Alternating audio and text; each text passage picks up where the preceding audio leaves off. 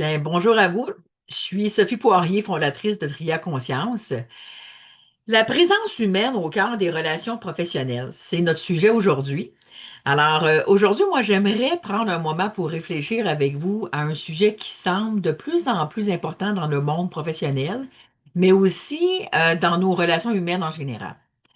La qualité de nos relations commence souvent par notre qualité de présence. On vit dans un monde où tout va très, très vite, on le sait, hein? Donc, les échanges sont rapides, les journées sont remplies, les sollicitations sont constantes. Et parfois, même lorsqu'on est physiquement présent avec les autres, ben, en dedans, on est ailleurs. Alors, on répond rapidement, on écoute à moitié, on réagit plus qu'on est réellement présent, finalement. Alors, avec le temps, c'est une déconnexion qui peut avoir un impact important autant sur nos relations professionnelles que personnelles.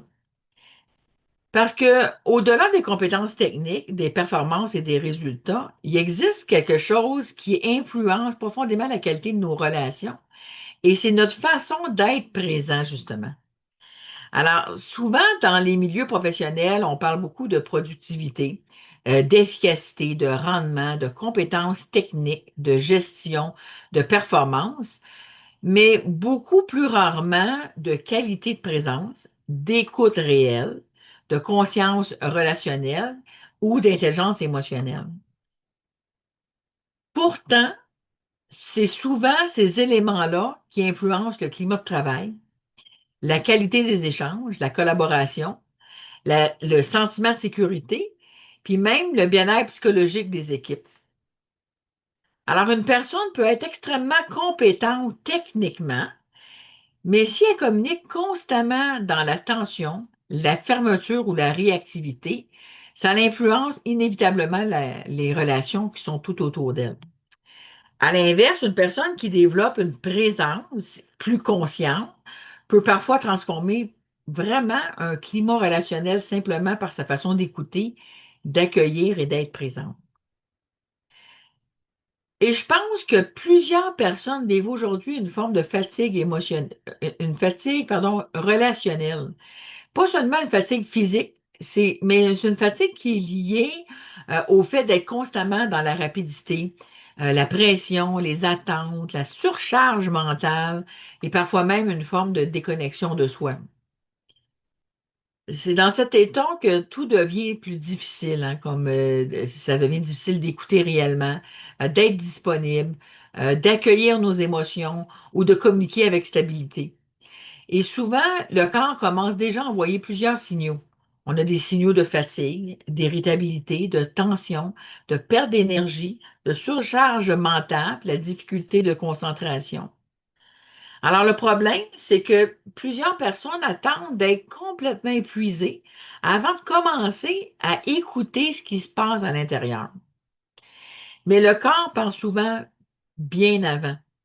Et lorsqu'on apprend à développer une relation plus consciente avec soi-même, on commence aussi à transformer notre façon d'entrer en relation avec les autres.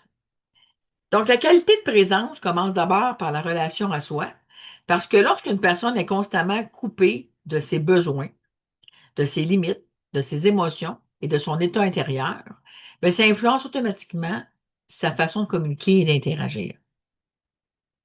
Développer la conscience de soi, ça permet de mieux reconnaître ses réactions, ses tensions, ses automatismes, ses émotions, puis même ses mécanismes relationnels. Et plus une personne développe cette conscience-là, plus elle devient capable d'agir avec discernement plutôt qu'en réaction automatique. Je pense aussi qu'il existe une grande différence entre entendre quelqu'un et être réellement présent avec quelqu'un. On peut entendre des mots sans véritablement écouter. On peut répondre sans accueillir. On peut être physiquement présent, mais intérieurement complètement absent. La qualité d'écoute change énormément lorsqu'une personne développe une présence plus consciente. Parce que à ce moment-là, l'écoute devient plus ouverte, plus stable et moins défensive. Et ça transforme profondément les relations. Alors, l'intelligence émotionnelle, ça joue aussi un rôle très, très important.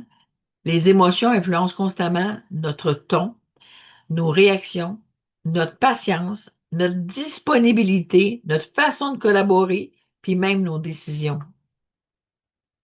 Mais beaucoup de personnes ont appris à fonctionner en coupant leurs émotions plutôt qu'en apprenant à les comprendre. Ça, c'est problématique.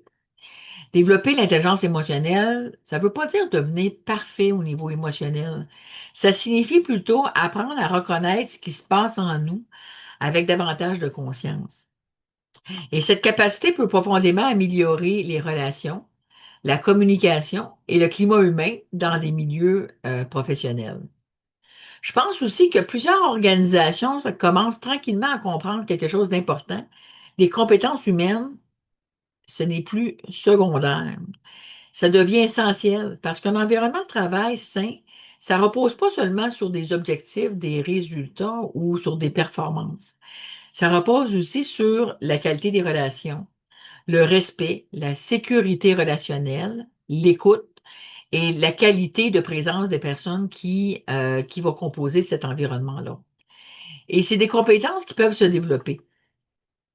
Développer une présence plus consciente, ça demande parfois de ralentir un peu, bien évidemment, de revenir à soi, d'observer davantage, d'apprendre à reconnaître les signaux du corps avant la surcharge et surtout de développer une relation plus humaine avec soi-même et avec les autres. Parce qu'au fond, la qualité de nos relations commence souvent par notre qualité de présence. Alors, je vous souhaite une belle soirée. Merci beaucoup. Au revoir.